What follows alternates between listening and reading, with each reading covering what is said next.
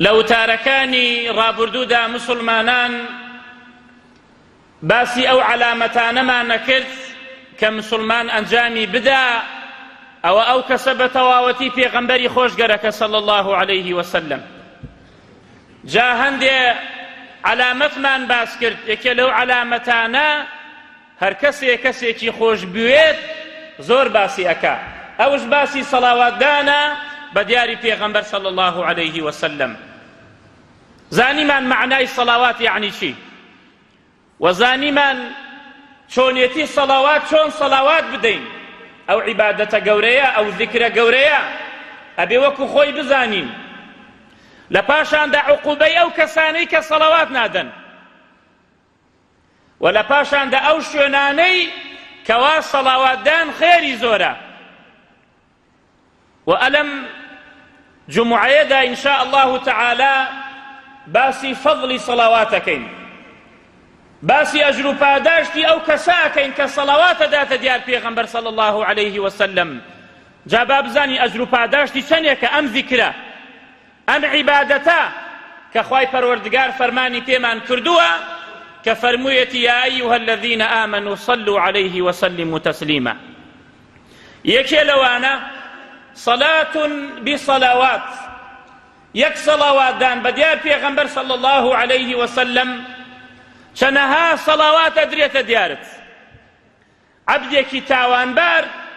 عەبدێکی زەلیل بەهۆی یەک سەڵاواتەوە خوای جەلە جەلالوه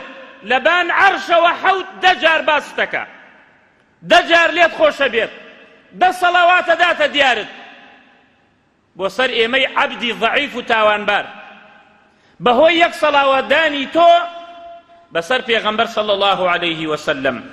صحابە فەرمون 2427 لە صحیحی تەرغیب و تەرهیبدا، و ابن حبان صحیحەکەی هاوردوویەتی، و ئیمامی حاکم و ووافقه الذهبي رحمه الله. حەدیثەکە صحیحە. ئەفەرمون صحابە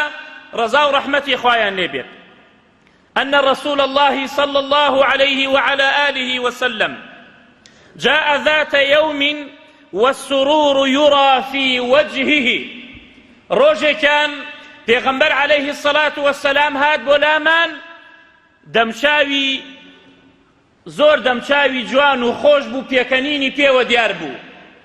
سرور لەگەڵ بشرا فەرقێکیان هەیە، بشر موژدەیەکی پێیان ئەڵێت، بەڵام ئەم سرورە دەمچاوی زۆر جوان بوو، دەمچاوی زۆر درەوشاوە بوو، دەم بە پێکەنین بوو. فەرمومان یا رسول الله إنا لنرى السرور في وجهك، أي پێغەمبەری خوا صلى الله عليه وسلم زۆر خۆشیەکی زۆرە بینین بە دەم و چاوتەوە. فەرمووی فقال إنه أتاني الملك فقال يا محمد صلى الله عليه وسلم أما يرضيك أن ربك عز وجل يقول، ملائكەیەک هات بۆڵام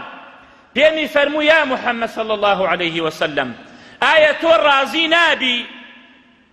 ئایا تۆ ڕازی نابی پەروەردگارت فەرموویەتی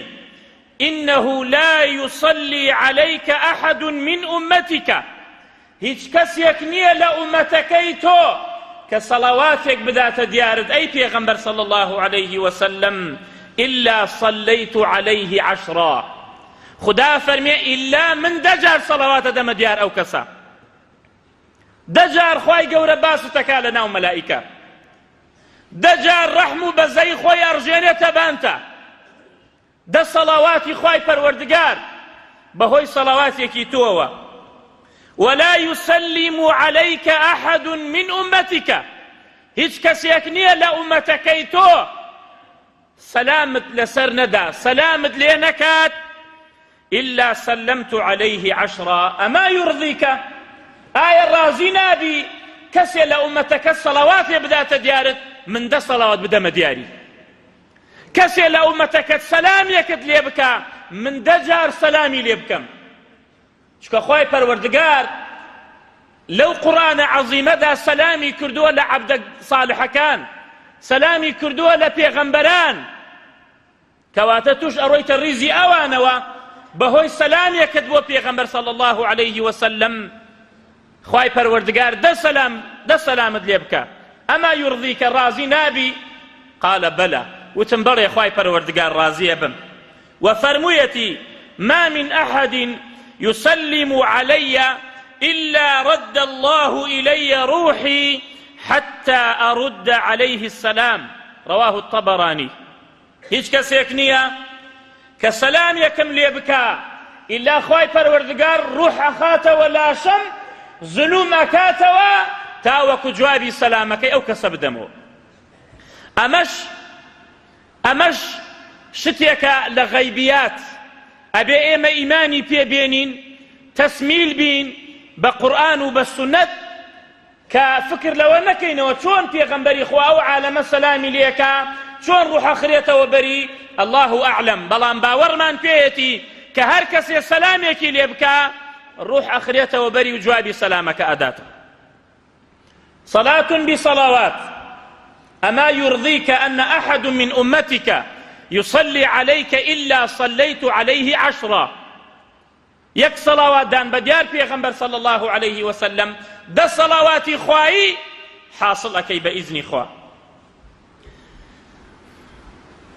فضليك تري صلوات رفع للدرجات وحط للسيئات فعن أبي طلحة الأنصاري رضي الله عنه قال أصبح رسول الله صلى الله عليه وسلم يوما طيب النفس يرى في وجهه البشر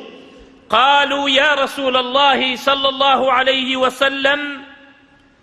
أصبحت اليوم طيب النفس يرى في وجهك البشر قال أجل أي پیغمبری خوا ئەمڕۆکە هاتی بۆ لامان ئەم بەیانیە دەموچاوت ئەمەنە جوانە وەک بڵێ بوشرایەکت پێیە و خەبەرمان بدەیتێ و زۆر مرتاحی فەرمووی بڵێ ئەتانی ئات من عندی ڕەبی لەلایەن خوای پەروەردگارەوە هات بۆم چی هات بۆی فقال ئەو کەسەکە لەلای خوای پەروەردگارەوە هات بۆ لام پێمی فەرموو من صلى عليك من أمتك صلاة كتب الله له بها 10 حسنات هەر کەسێ لە ئومەتەکەی تۆ یەک سەڵاوات بداتە دیارت ئەوە كتب الله له نەک مەلائیکە خوای پەروەردگار ئەوە عەزیم و گەورەی و بەڕێزی و شەرەفمەندی ئەو پێغەمبەرەیە صلی الله عليه وسلم کە خوای پەروەردگارە فەرمێت كتب الله له بها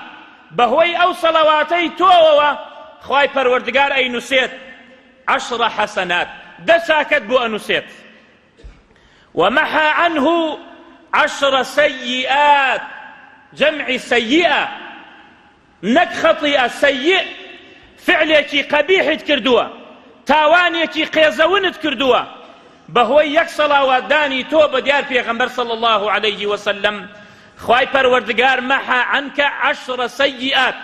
10 تاوانت لێ ئەسڕێتەوە جارێ 10 چاکەی بۆت نووسی ئەم جاکە 10 تاوانتش لێ ئەسڕێتەوە ورفع له 10 درجات و 10 دەرەجات لە جەنەتا بەرزی ئەکاتەوە لە قیامەتا 10 دەرەجەت پێشکەش ئەکات بەوەی کە سەڵاواتت داوە بە دیار پێغەمبەر صلى الله عليه وسلم ورد عليه مثلها وچۆن سەڵاواتت داوەتە دیار پێغەمبەر صلى الله عليه وسلم خوای پەروەردگارش سەڵاوات ئەداتە دیارتەوە 10 چاکەت بۆ نووسێت 10 خراپەت لەسەر ئەسڕێتەوە 10 دەرەجات بەرزتەکە وصلوات شدات ديارت خواي سبحانه وتعالى طهرة من لغو المجلس كباس مان كرت هش مجلسيك نية كصلوات ندرية ديار پیغمبر صلى الله عليه وسلم إلا وك أوابد لديار كلاكيكي توبي هالصابيتي ولا روجي قيامتا حسرة خوازي انتفاء الوصف بالبخل تو كسيك بوصف الرزيلي لسرد لاشي كسيكي صغير بو خير وشاكا فرموي الرزيل ترين كس أو كسيا كناو مني لا أهينن صلوات نادنا ديار من وسبب في إجابة الدعاء صلوات دان سەبەبێکە بۆ ئەوەی دوعاکانت قبول بێ. وتمان دوعای هیچ کەسێک قبول نییە کە دوعاکە هەتا وەکو سەڵاوات نەدرێتە دیار پێغەمبەر صلى الله عليه وسلم ئەمجا کە ئەو قاپیە لا ئەچێ و ئەو حیجابە لا ئەچێ دوعاکەت قبولە بێت. وسبب لنيل شفاعته سببێکە بەر شەفاعەتی پێغەمبەر بکەوی صلى الله عليه وسلم. فرمي ثم صلوا علي فإنه من صلى علي صلاة صلى الله عليه بها 10 ثم سلوا الله لي الوسيلة فإنها منزلة في الجنة لا ينبغي لأحد إلا لعبد من عباد الله وأرجو أن أكون أنا هو فمن سأل لي الوسيلة حلت له شفاعتي. وسبب لعرض اسم المصلي على رسول الله صلى الله عليه وسلم عن أبي بكر رضي الله عنه قال قال رسول الله صلى الله عليه وسلم أكثر الصلاة علي فإن الله وكل بي ملكا عند قبري فإذا صلى علي رجل من أمتي قال لي ذلك الملك يا محمد إن فلان ابن فلان صلى عليك الساعة صحيح الجامع 1218. ناوي تو الرابو پیغمبر صلى الله عليه وسلم أفرميت زور صلوات بدن ديار من خصوصا الروجي جمعة دا چوكا خواهي پروردگار ملائكيكي تايبت كردو للاي قبركم سمعي همو عبادي داوتي لهرچو صلوات بدي خواهي پروردگار قدرت يواي داوت أو ملائكة كجوي لدنقت به